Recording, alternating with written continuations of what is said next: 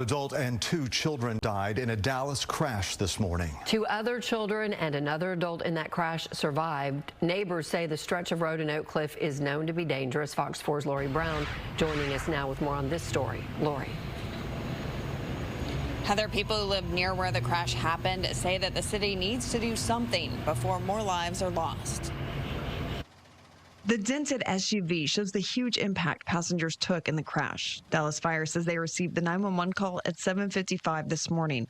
The crash between this SUV and a work truck happened at East Clarendon Drive in North Street in Oak Cliff, not far from the Dallas Zoo.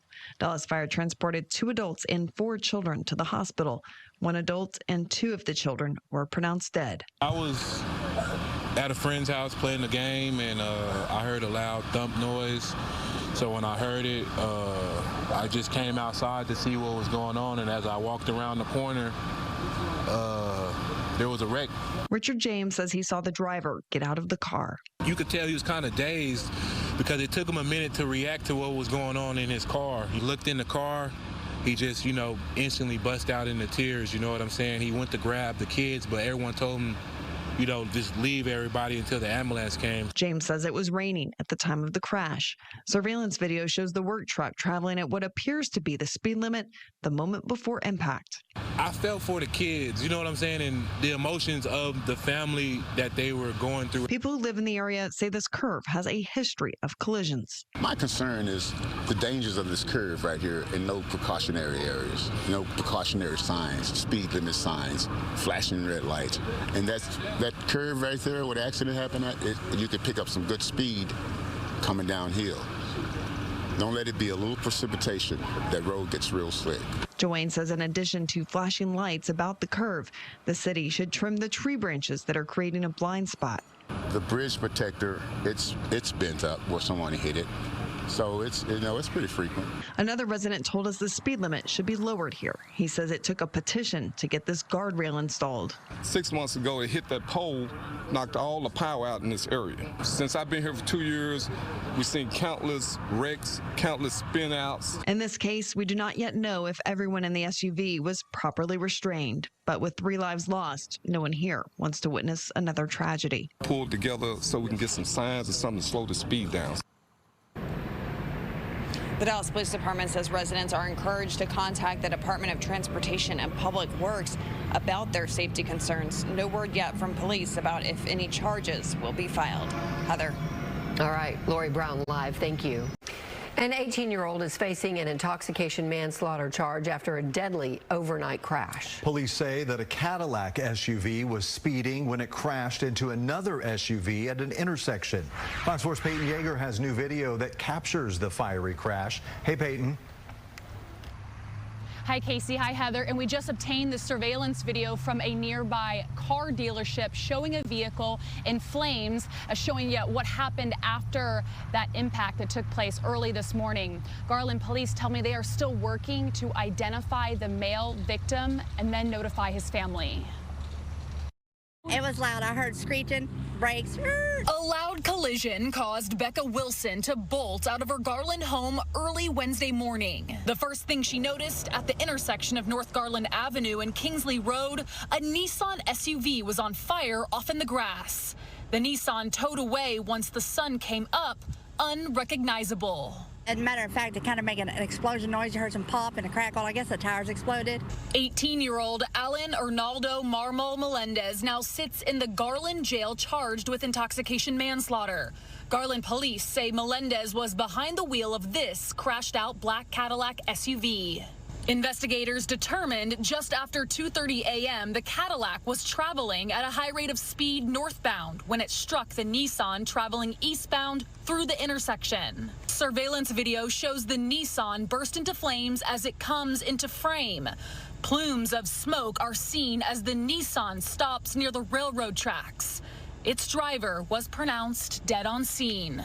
The speed at which the Cadillac was traveling caused the Cadillac to continue traveling another 500 feet beyond the intersection after the crash occurred.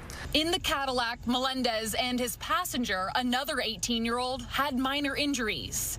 Melendez was arrested. The person, based on the totality of the circumstances, led our officers to believe that he was intoxicated. Wilson left troubled and terrified, standing at the intersection she passes every day.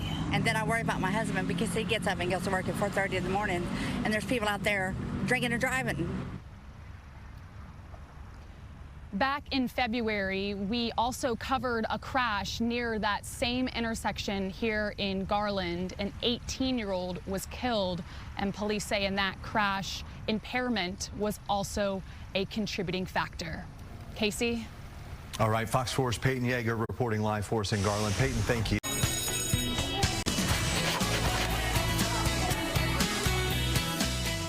Welcome back. So the first day of school also marks a new beginning for the city of Gordon after an EF1 tornado tore through that small city last spring.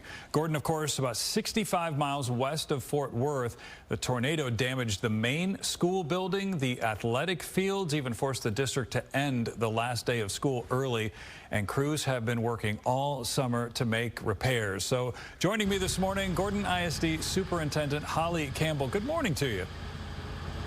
Good morning. All right, so teachers, I'm sure, had to work very quickly to get their classrooms even set up to get ready for the first day of school. So does everyone feel like they're actually ready? We are ready. It was, we were here last night till about 9:30, but we are ready and just elated to bring our kids back today.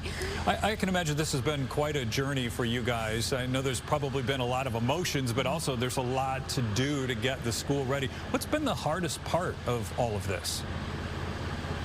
You know, I think just for a small school, it's just manpower and coordination. You know, no one really expects to live through a tornado, and so just getting all the pieces in motion. But you know, through tragedy, I think just the most incredible thing that we've experienced is the resiliency of this community and our staff, and especially our kids. All right, so we're showing some video of the inside of the school, out of the construction and all of that to prepare things.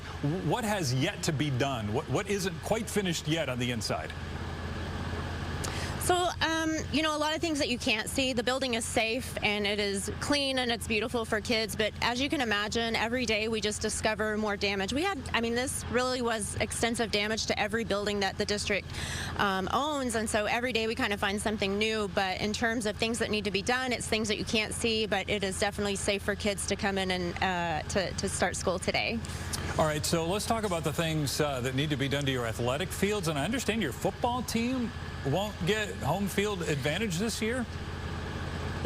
We won't. I mean, we lost everything, and so that's going to be a journey. That's our next step, and it's a really important step to this community. Our athletics and just our extracurricular activities are the heart of this community, and we're just so proud of our kids for everything that they've accomplished in the last few years, and so that is just definitely a priority. So we will start that rebuilding process as soon as possible. Yeah, in some of the video we saw some rainbows in the hallway.